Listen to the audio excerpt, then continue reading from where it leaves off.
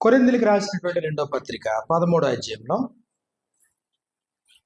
అపోస్తలుడైన పౌలు కొరింథీయులకు రాసిన రెండో పత్రిక 13వ అధ్యాయము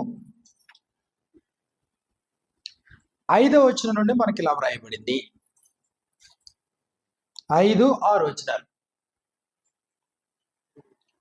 మీరు విశ్వాసం గలవారై ఉన్నారో లేదో. విశ్వాసం పునాది కదా. క్రైస్తవ జీవితానికి విశ్వాసం అనేది పునాది. హెబ్రీయులకు రాసినటువంటి పత్రిక 6వ అధ్యాయాన్ని మనం చూసినప్పుడు 6వ అధ్యాయము 2వ వచనంలో పునాదికి సంబంధించినటువంటి ఇక్కడ మనకి కనబడతా ఉన్నాయి. నిర్జీవ క్రియలను విడిచిపెట్టడం, మారు మనసు పొందడం, ఇవన్నీ పునాదికి సంబంధించినటువంటి బేసిక్స్ మటండి ఇవన్నీ. అదిగో 3, దేవుని అందలి విశ్వాసము. మొట్టమొదటి నిర్జీవ క్రియలు విడిచిపెట్టడం, బేసిక్ లెసన్. నీ పునాదిలో నిర్జీవ క్రియలు విడిచిపెట్టడం ఉండాలి. 2, మారు మనసు పొందడం. 3, దేవుని అందలి విశ్వాసం. 4, బాప్తిస్మమును గూర్చిన బోధ. 5, హస్త నిక్షేపణ. 6, మృతుల పునరుద్ధానము. 7, నిత్యమైన తీర్పు అను పునాది. ఇవన్నీ పునాది. ఇవేడు కూడా దేనికి సంబంధించినవి? క్రైస్తవ జీవితమునకు పునాది. ఈ పునాదిలో 3వ అంశం ఏం చెప్పాడు? విశ్వాసము. ఇది ఇప్పుడు సంఘంతో మాట్లాడుతున్నాడు ఇక్కడ. కొరింథీయులకు రాసిన రెండో పత్రిక 13వ అధ్యాయము 5వ వచనంలో, సంగమా మీరు విశ్వాసము గలవారై ఉన్నారో లేదో. మీరు విశ్వాసము గలవారై ఉన్నారో లేదో మిమ్మును మీరే శోధించుకొని చూచుకొనుడి. మిమ్మును మీరే శోధించుకోండి, మిమ్మును మీరే పరీక్షించుకొనుడి. మీరు భ్రష్టులు కాని ఎడలా, భ్రష్టులు కాని ఎడలా యేసుక్రీస్తు మీలో ఉన్నాడని మిమ్మును గూర్చి మీరే ఎరగరా? అన్నీ మీకు అప్పచెప్పేశాడు. అంతే, అన్ని వాళ్ళకి అప్పచెప్పేశాడు. మీరు భ్రష్టులో కాదో, లేకపోతే క్రీస్తు మీలో ఉన్నాడో లేడో, అసలు మీరు విశ్వాసం కలిగి ఉన్నారో లేరో, మిమ్మల్ని మీరే శోధించుకోండి, మిమ్మల్ని మీరే పరీక్షించుకోండి. అసలు వీఆర్ బిలాంగ్స్ టు క్రైస్టా కాదా? క్రీస్తుకు సంబంధించిన వాళ్ళమా కాదా? ఆయన వెంబడించే వాళ్ళమా కాదా? ఆయన అనుకరించే వాళ్ళమా కాదా? ఆయన మాటల మీద జీవితాన్ని కట్టుకునే వాళ్ళమా కాదా? క్రీస్తు ప్రభుని వెంబడించేటువంటి శిష్యులమా కాదా? మనల్ని ఇంకొకరు పరీక్షించిన అవసరం లేదు, ఇంకొకరు ఎవరో వచ్చి నిర్ధారణ చేయని అవసరం లేదు, ఎక్కడో ఉన్న వాళ్ళు మన గురించి స్టేట్మెంట్ ఇవ్వాల్సిన పని లేదు, ఏమీ లేదు, ఎవరికి పని లేదు. పప్పులవారిపాలెంలో క్రీస్తు సంఘం ఉంది, యానంలో క్రీస్తు సంఘం ఉంది. యానంలో ఉన్న క్రీస్తు సంఘం వారు పప్పులవారిపాలెంలో ఉన్న క్రీస్తు సంఘం గురించి స్టేట్మెంట్ ఇవ్వాల్సిన పని లేదు. అక్కడ ఉండే సమస్యలు అక్కడ ఉంటాయి, ఎక్కడ ఉండే పరిస్థితులు ఎక్కడ ఉంటాయి. ఎవరు నిర్ధారణ చేసుకోమన్నాడు? అసలు మీరు విశ్వాసము గలవారై ఉన్నారో లేదో, ఆ పునాది ఉందా కరెక్ట్గా? విశ్వాసము లేకుండా దేవునికి ఇష్టడై ఉండుట అసాధ్యము. వ్యక్తిగతంగా కానీ అపోస్తలుడైనటువంటి పేతురు ఎప్పుడైతే తన విశ్వాసాన్ని వెల్లడిపరిచాడో, మత్తయి సువార్త 16వ అధ్యాయంలో 15వ వచనం నుండి వారి సంభాషణ మనం విన్నప్పుడు, నీవు సజీవుడవైన దేవుని కుమారుడగు క్రీస్తు అన్నాడు. అప్పుడు ప్రభు ఏమంటాడో, సీమోను బర్యోనా నీవు ధన్యుడవు, పరలోకమందున్న నా తండ్రి ఈ సంగతి బయలుపరిచితేనే గాని నరులు నీకు బయలుపరచలేదు. మరియు నీవు పేతురువు ఈ బండ మీద అంటే ఈ విశ్వాసం మీద అని అర్థం. ఈ విశ్వాసం మీద. ఏ విశ్వాసం ఇది? యేసు దేవుని కుమారుడైన క్రీస్తు, దేవుని రాజ్యంలో నేడు క్రీస్తు రాజై పాలన చేస్తూ ఉన్నాడు. క్రీస్తు వారి యొక్క పాలనలో మేము ఉన్నాం. క్రీస్తు మాలో ఉన్నాడు, మేము క్రీస్తులో ఉన్నాం, దేవునిలో ఉన్నాం, క్రీస్తు ప్రభుని అనుసరిస్తున్నాం, గొర్రె పిల్ల వెంబడి పోతున్నాం. గొర్రె పిల్ల వెంబడి ఎక్కడికైతే అక్కడికి పోతున్నాం. క్రీస్తే మాకు అధిపతి, శిరస్సు.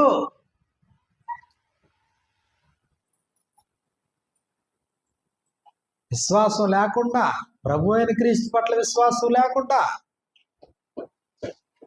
ఒకవేళ మరి ముందు కొనసాగుతూ ఉంటే అప్పుడు ఏమైందప్పుడు? ప్రభు లేడనుకోండి, మానవ జ్ఞానంతోడైంది, మానవ అభిప్రాయాలతోడేని, మానవ సిద్ధాంతాలతోడేని, అది మన సొంత జ్ఞానం, సొంత ఆలోచన, సొంత నిర్ణయం, సొంత ఉద్దేశం.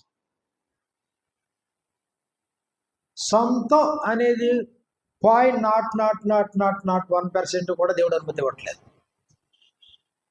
మీ విశ్వాసము మనుష్య జ్ఞానమును ఆధారం చేసుకొనక దేవుని శక్తిని ఆధారం చేసుకుని ఉండవల్లని.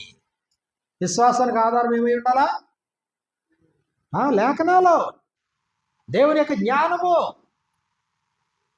మనుష్య జ్ఞానం వద్దు, మనుష్య అభిప్రాయాలు వద్దు, మనిషి నిర్ణయాలు వద్దు. మీ విశ్వాసం మనుష్య జ్ఞానమును ఆధారం చేసుకొనక దేవుని శక్తిని ఆధారం చేసుకుని ఉండవల్లని. నేను మాట్లాడినను, సువార్త ప్రకటించినను, జ్ఞానయుక్తమైన తీయని మాటలను పరిశుద్ధాత్మయు దేవుని శక్తియు కనపరుచు దృష్టాంతములే వినియోగించి తిని. పౌలంతరు గొప్పటోళ్ళు లేడండి, రైటే. కానీ ఆ పౌలు ఏమంటాడు? నేను కూడా 4 రోజుల నుండి రాలిపోయేవాడినే. మమ్ముని చూసి మీరు ఏమి నేర్చుకోవాలా? లేఖనములు ఎందుకు రాసి ఉన్న సంగతులు అతిక్రమింపకూడదని నేర్చుకోవాలి మీరు. మేము అతిక్రమించలేదు, మీరేం చేయకూడదు? అతిక్రమించకూడదు. ఇదిగో నేను ప్రభుని పోలు నడుచుకున్నాను, మీరు నన్ను పోలు నడుచుకోండి. తాత్కాలికమైన వారు, కొన్ని రోజులు ఈ భూమి మీద బ్రతకడానికి వచ్చినటువంటి వారు. సంకల్పాన్ని మార్చే ప్రయత్నం చేయొద్దు. శాశ్వతమైనటువంటి విధానాన్ని మార్చే ప్రయత్నం చేయొద్దు. విశ్వాసాన్ని మార్చే ప్రయత్నం చేయొద్దు. విశ్వాసపు పునాదిని మార్చే ప్రయత్నం చేయదు. దేవుడు శాశ్వతమైన వాడు, ఆయన సంకల్పం శాశ్వతమైంది. దేవుని యొక్క రాజ్యంలో క్రీస్తు రాజై పరిపాలన చేయడం శాశ్వతమైంది. శాశ్వత కలపు రాజుగా మీరు సిలువేసిన యేసునే దేవుడు ప్రభువుగాను క్రీస్తుగాను నియమించాడు. కాబట్టి దాన్ని మనం విశ్వసించాం. మనకు రాజు ప్రభు యేసుక్రీస్తు వారు, ఆయన మనకు శిరస్సు. మనందరూ కూడా ఆయన మేపే గొర్రెలు, ఆయన వెంబడించేవారు, ఆయన అండర్లో ఉన్నాం. మన కోరికలన్నీ క్రీస్తు ప్రభు యొక్క అదుపులో ఉన్నాయి. ఇది మన విశ్వాసం. ఇదిగో ఇప్పుడు స్వపరీక్ష అన్నాడు. మీరు విశ్వాసం గలవారై ఉన్నారో లేదు? అందరూ ఈ బేస్ మీదే ఉన్నారా? ప్రభు ఏం చెప్తే అదే చేద్దామనే బేస్లో ఉన్నారా? అదే బేస్మెంట్ కట్టుకుని ఉన్నారా? మీరు విశ్వాసం గలవారై ఉన్నారో లేదో మిమ్మును మీరే శోధించుకొని చూచుకొనుడి, మిమ్మును మీరే పరీక్షించుకొనుడి. మీరు భ్రష్టులు కాని ఎడలా క్రీస్తు మీలో, యేసుక్రీస్తు మీలో ఉన్నాడని మిమ్మును గూర్చి మీరే ఎరగరా? క్రీస్తు మీలో ఉన్నాడా? క్రీస్తు మీలో ఉన్నాడని మిమ్మును గూర్చి మీరే ఎరగరా? ఉన్నాడా క్రీస్తు ప్రభు? హృదయపు స్థానాన్ని ఆయనకు అనుగ్రహించావా? నీ హృదయపు ఏలిక క్రీస్తు ప్రభు ఉన్నాడా? దేవుని యొక్క నివాసం అక్కడ ఉంటుంది. ఒకటే వ్యక్తిగతంగా, 2 సంఘపరంగా. ఒకటే వ్యక్తిగతమైన స్వపరీక్ష, రెండు సంఘపరముగా స్వపరీక్ష.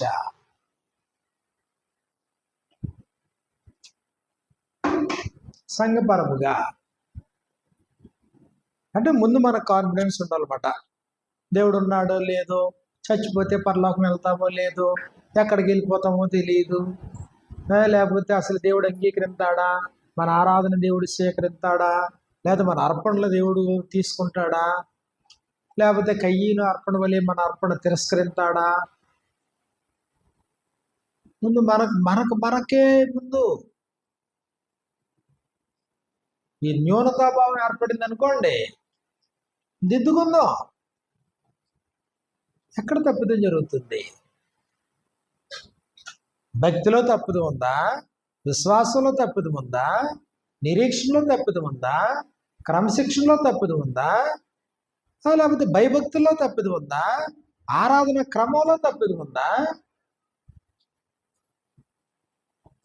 క్రైస్తవులు అని పేరు పెట్టుకుని క్రైస్తవ జీవితానికి తగినటువంటి వారంగా మనం బ్రతకట్లేదా? క్రమశిక్షణ చర్యల్లో తప్పిదం ఉందా? కాబట్టి పరిశీలన. ఎందుకు ఈ పరిశీలన అంతా? ఆ క్రీస్తు మీలో ఉన్నాడని మిమ్మల్ని వచ్చి మీరే ఎరగరా? ఎస్, ప్రభు మాతో ఉన్నాడు, మేము ప్రభుతో ఉన్నాం, మా ప్రయాణం ఆయనతోనే, మా గమ్యం ఆయనతోనే, గొర్రె పిల్ల వెంబడిపోతాం మేము, ఆయన స్వరాన్నే వింటాం, అన్య స్వరాన్ని మేము వినాం, అన్యుని వెనకాల మేము పోము. ఓకే, ఇబ్బంది లేదు. యోహాను రాసినటువంటి మొదటి పత్రిక 2వ అధ్యాయంలో, యోహాను రాసినటువంటి మొదటి పత్రిక 2వ అధ్యాయంలో మనకి ఇలా వ్రాయబడింది. యోహాను రాసిన మొదటి పత్రిక 2వ అధ్యాయము 28, 29 వచనాల్లో, కాబట్టి చిన్న పిల్లలారా, ఆయన ప్రత్యక్షమగునప్పుడు ఆయన రాకడ యందు మనము ఆయన ఎదుట సిగ్గుపడక ధైర్యము కలిగి ఉండునట్లు. ఎక్కడ నిల్చుండమన్నాడు? ఆయన యందు, క్రీస్తునందు, క్రీస్తులో, క్రీస్తును ధరించుకొని ఆయన వాక్యమందు నిలిచి ఉండి, అప్పుడు నీలో ధైర్యం ఏర్పడుతుంది. కాన్ఫిడెన్స్ ఎక్కడి నుంచి వస్తుంది? ప్రభు మాటల ప్రకారం చేస్తున్నాడు, నష్టపోయాడని. ప్రభు మాటను ధిక్కరించలేదు కాబట్టి నమ్మకం నీలో, విశ్వాసం నీలో ఏర్పడుతుంది, నిరీక్షణ నీలో ఏర్పడుతుంది. ప్రభు మాటను ధిక్కరించి వెళ్తున్నావు అనుకోండి, నువ్వు తీసుకునే ప్రతి నిర్ణయంలో ప్రభు మాటను ధిక్కరించుకుంటూ వెళ్తున్నావు అనుకోండి, ఆటోమేటిక్గా నీలో ఏం ఏర్పడుతుంది? పిరికితాను. చాలాసార్లు అనుకుంటా చూసారా, ఏమో ఎలాగుంటుందో ఏంటో, భవిష్యత్తు ఎలా ఉండబట్టి, భవిష్యత్తు ఎవరి చేతిలో ఉంది? దేవుడు చెప్పింది నువ్వు చేసుకుంటా పోతే భవిష్యత్తు ఎవరి చేతిలో ఉంది? దేవుని చేతిలో ఉంది. కృప చూపించేది ఆయన, కనికరించేది ఆయన, నిన్ను కాపాడేది ఆయన, లేదా నీ దేహంలో నుంచి ఆత్మను తీసేసుకునేది ఆయన. ఆయన చెప్పింది నువ్వు చేస్తున్నావా? అంతే. ఈ రోజు ఆయన ఏం చెప్తుంటే చేస్తున్నావా? ఈ రోజు ఆయన సంతోషపడుతున్నావా? రేపు ఏం జరుగుతుందో వద్దు, అది నీ పరిధి కాదు అసలు. అది రేపేమి సంభవించినో మీకు తెలియదు.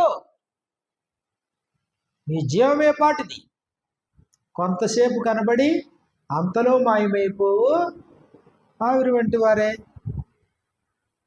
రేపొద్దున్న నాకు పిల్లలు ఉన్నారు, పిల్లలకు పెళ్ళిళ్ళు ఎలాగవుతాయి, లేదా వాళ్ళ పురుళ్ళు ఎవరేస్తారో ఎన్ని అవసరమా? ఇప్పుడు ఈరోజు దేవుడు ఏం చెప్పాడో చెయ్యి. భవిష్యత్తు ఎవరి చేతిలో ఉంది? ఆయన చేతిలో. ఈరోజు నేను లేకపోతే పిల్లలు అనాథులు అయిపోతారేమో, అంతా విపరీతంగా ఆలోచించేయద్దు. ఏ దినమున ఏమి సంభవించినో నీకు తెలియదు. తెలపగలిగిన వాడు ఎవడైనా ఉన్నాడా? పోనీ మనుషులు జ్యోతిష్కుడి దగ్గరికి, ఆడి దగ్గరికి, వీడి దగ్గరికి పోతారు. మాకేం జరుగుతుందో చెప్పండి, భవిష్యత్తు ఏంటి చెప్పండి, మా రేఖ చెప్పండి, మా చూపు చెప్పండి. అది ఎవడన్నా చెప్పగలడా? కూడా చెప్పలే. రేపు అనేది ఆయన చేతిలో పెట్టుకున్నాడు. భవిష్యత్ అనేది ఆయన హ్యాండ్ ఓవర్లో ఉంది. ఆయన హోల్డ్ చేశాడు దాన్ని. భవిష్యత్తు మన చేతిలో లేదు. అందుకే ఆయన సింపుల్గా కొట్టిపడేస్తాడు. రేపటిని గురించి చింతించడం ఎందుకు? రేపటిని గురించి ఎందుకు దిగులు పడుతున్నావు? నీ చింత యావత్తుంటే ఆయన మీదే. దేని గురించి వారు అన్నాడు అంతే. దేనిని గురించి చింతపడకుడు గాని ప్రతి విషయంలో ప్రార్థన విజ్ఞాపనముల చేత కృతజ్ఞతాపూర్వకముగా ఇదిగో మీరు క్రీస్తు ప్రభు ద్వారా దేవునికి సమర్పించండి మీ స్తుతులు కృతజ్ఞతలో. కాబట్టి మన విశ్వాసం ఎక్కడ? ఈరోజు దేవుడు ఏం చెప్తున్నాడో చేస్తున్నాడు అంతే. రేపు ఏం జరుగుతుందో తెలియదు. ఇలా పోవద్దన్నాడు, మానేశాను. ఇది వద్దన్నాడు, మానేశాను. ఇది కష్టమైన ఇక్కడ నడవన్నాడు, నడుస్తున్నాను. అంతవరకే. రేపు అనేది ఆయన చేతిలో ఉన్నాయి. అది ఆయన చూసుకుంటాడు. అది నాకు సంబంధించింది కాదు. 90% కష్టాలన్నీ పోతాయి. ఈ విశ్వాసం 90% కష్టాలన్నీ పోతాయి. అందుకని యేసుప్రభు బోధలన్నిట్లో కూడా తాత్కాలిక దేహపరమైన జీవితాన్ని చిన్నదిగా చేసి చూపించాడు. ఆహారము కంటే ప్రాణమును, వస్త్రము కంటే దేహమును గొప్పవి కావా? ఆకాశ పక్షులు చూడి విత్తవు, కోయము, కొట్టలో కూర్చుకొనవు, ఆయనను మీ తండ్రి వాటిని పోషిస్తున్నాడు. మీ తండ్రి వాటిని పోషించేటప్పుడు మీ తండ్రి మిమ్మల్ని పోషించడా? మీరు పక్షుల కంటే ఎంతో శ్రేష్టమైన వారు. దేహాన్ని గురించి ఎందుకు చింతిస్తున్నావు? వస్త్రాన్ని గురించి ఎందుకు చింతిస్తున్నావు? ఆహారాన్ని గురించి ఎందుకు చింతిస్తున్నావు? అందాన్ని గురించి ఎందుకు చింతిస్తున్నావు? భవిష్యత్తుని గురించి ఎందుకు చింతిస్తున్నావు? వద్దు. మీరు విశ్వాసం గలవారై ఉన్నారా లేదా? క్రీస్తు ప్రభు మీ యందు ఉన్నాడా? ఆయన మాటల్లో మీరున్నారా? ఎస్, ప్రభు మాటల్లోనే ఉన్నాం. ఆయన ఉపదేశంలోనే ఉన్నాం. ప్రభు చెప్పిందే చేస్తున్నాం, జరిగిస్తున్నాం. అప్పుడు నీలో ధైర్యం. ఆయన ఇంకా ప్రత్యక్షం అవ్వలేదు, కానీ ఆయన ప్రత్యక్షం అవుతాడు. ఆయన ప్రత్యక్షమైనప్పుడు ఆయన సముఖంలో ధైర్యంతో నిలబడాలంటే ఏం చెప్పాడు? మీరాయన యందు నిలిచుండండి. యోహాను రాసిన మొదటి పత్రిక 3వ అధ్యాయము 22వ వచనంలో మనకి ఇలా వ్రాయబడింది. 21 నుంచి, ప్రియులారా, మన హృదయం మన యందు దోషారోపణ చేయని యెడల దేవుని ఎదుట ధైర్యము గలవారమవుదుము. అదిగో, నీ మనసాక్షి మీద దోషారోపణ చేయకూడదు. నీ మనసాక్షి చెప్పేద్ది నీ తప్పు ఎంత ఉందో, నీ తప్పు లేదో ఉందో చెప్తుంది నీ మనసాక్షి. మనసాక్షి దోషారోపణ చెయ్యకుండా సమ్మతి చేసుకో. దోషారోపణ చేయని యెడల దేవుని ఎదుట ధైర్యంగా ఉంటాం. అది మళ్ళీ ధైర్యం. 2వ అధ్యాయము 28వ వచనంలో దేని గురించి మాట్లాడాడు? ఆయన ప్రత్యక్షమైనప్పుడు ధైర్యంగా ఉంటాం, ఆయన యందు నిలిచున్నప్పుడు. ఇదిగో ఇక్కడ 3వ అధ్యాయము 21వ వచనంలో, మన హృదయం మన యందు దోషారోపణ చెయ్యని యెడల దేవుని ఎదుట ధైర్యము గలవారమై ఉందుము. మరియు మనం ఆయన ఆజ్ఞలను గైకొనుచు ఆయన దృష్టికి ఇష్టమైనవి చేయుచున్నాము గనుక మనం ఏమి అడిగినను అది ఆయన వలన మనకు దొరుకును. ధైర్యం. ఈ ధైర్యం ఎక్కడి నుంచి పుట్టాలా? ఎవరన్నా వచ్చి మనకి గాలి కొట్టాలా? ఇంకొకరు వచ్చి మన గురించి చెప్పాలా? అలా వచ్చేది కాదు ఈ ధైర్యం. ధైర్యం ఎక్కడి నుంచి రావాలి? ఇది నీలో నుంచి ధైర్యం రావాలి. ఎప్పుడు సాధ్యం అది? 2 సంగతులు. ఒకటే, మనమాయన యందు ఉన్నప్పుడు సాధ్యము. ఆయనలో ఉన్నామంటే ఆయన ఆజ్ఞల్లో ఉన్నాం, ఆయన కట్టలలో ఉన్నాం, ఆయన విధుల్లో ఉన్నాం, ఆయన పాలనలో ఉన్నాం, ఆయన మనల్ని పరిపాలిస్తున్నాడు. రెండోది ఏంటి? నీ అంతరంగం నిన్ను తప్పుడోడు అని అనట్లేదు. నీ అంతరంగం నీకు సపోర్ట్గా నిలబడుతుంది అన్నమాట. ఎస్, నువ్వేం చేసేది కరెక్ట్ అంటే మనస్సాక్షి చెప్తుంది ఇది చెప్పాలన్నమాట. సెల్ఫ్ ఎగ్జామినేషన్లో మనస్సాక్షి చెప్తుంది, హృదయం చెప్తుంది. మనుషుల ముందు ఎన్ని నాటకాలైనా ఆడేయచ్చు, కానీ నీ మనస్సాక్షి నీకు చెప్పదా? మనస్సాక్షి మాట్లాడదా?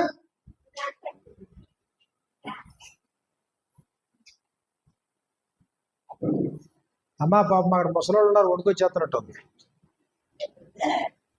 మన మనస్సాక్షి చెప్పదా? ప్రపంచం అంతా తిరిగి వచ్చేయచ్చు, ఎంతమందినైనా నోరు ముగించేయచ్చు, ఎక్కడైనా చలామణి అయిపోవచ్చు. మరి మనస్సాక్షి చెప్తుంది చెప్పదా? మనస్సాక్షి మాట్లాడుతుంది లేదా? మనస్సాక్షి కూడా నీకు సపోర్ట్గా నిలబడితే అప్పుడు నేను ధైర్యం పడుతుంది. అది సెల్ఫ్ ఎగ్జామినేషన్. కాబట్టి అప్పుడు ఒకటే, మనం ఆయన యందు ఉన్నాం, ఆయన ప్రత్యక్షమైనప్పుడు ధైర్యంగా ఉంటాం.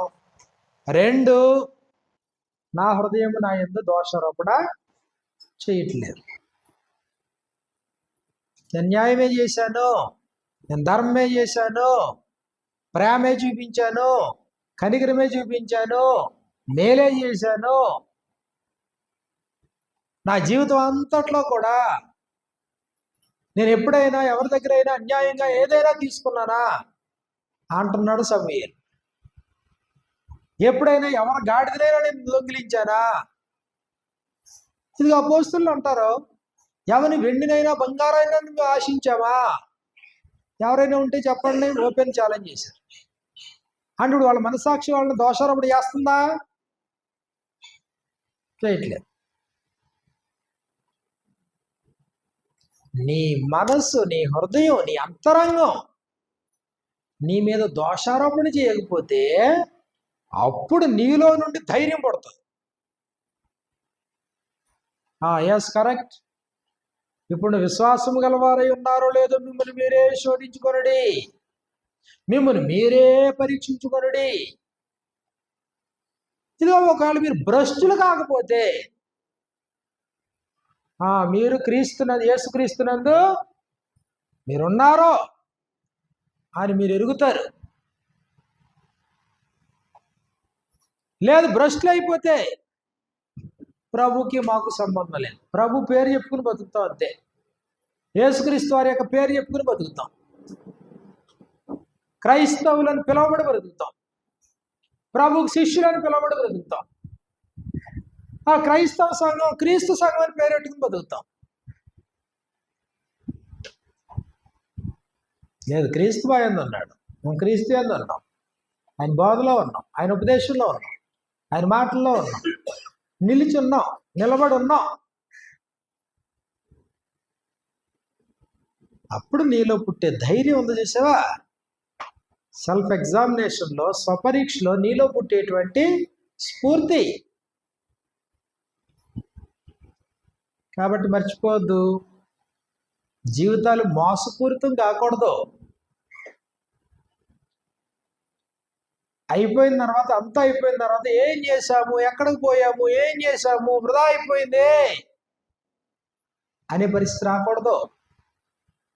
దేవుని దగ్గరికే వెళ్ళిపోతామనే పరిస్థితి ఉండి రాంగ్ ఎస్టిమేషన్ వేసుకుని అక్కడికి వెళ్ళిన తర్వాత తృణీకరించబడే పరిస్థితి ఉండకూడదు. అక్కడ అవమానం, ఏడుపు, పండ్లు కొరవడం, ఘోరమైన స్థితి. అగ్ని ఆరదు, పురుగు చావదన్నాడు. ఈ భూమి మీద చిన్న చిన్న నొప్పులకే తట్టుకోలేకపోతుంటే, చిన్న చిన్న కష్టాలకే మనం తట్టుకోలేకపోతుంటే, చిన్న చిన్న ఇబ్బందులకే మనం తట్టుకోలేకపోతుంటే, తరతరాల యుగాల్లో ఎలా అనుభవిస్తావు?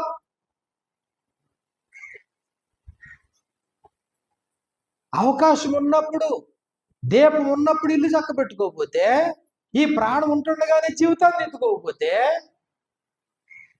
ఇది కాస్త వెళ్ళిపోయింది అనుకోండి, ఆ తర్వాత ఏంటి పరిస్థితి?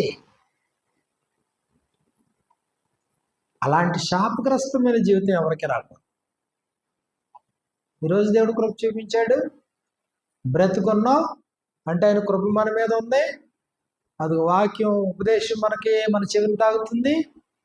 జీవితాన్ని దిద్దుకుందాం, వారి మనసు పొందుదాం, శాశ్వతమైన నిత్యత్వానికి మనం పోదాం. దేవుడు కోరుకున్నది అదే, మన ప్రభు కోరుకున్నది అదే. మంచి అవకాశాన్ని దేవుడు అనుగ్రహించినందుకు తండ్రి అయిన దేవునికిని, అలాగే చేరువచ్చినటువంటి వీళ్ళు ప్రతి వారికి హృదయపూర్వకమైన కృతజ్ఞతలు తెలియజేస్తూ వాక్యాన్ని ముగిస్తున్నాను. అందరికీ హృదయపూర్వకమైన వందనాలు.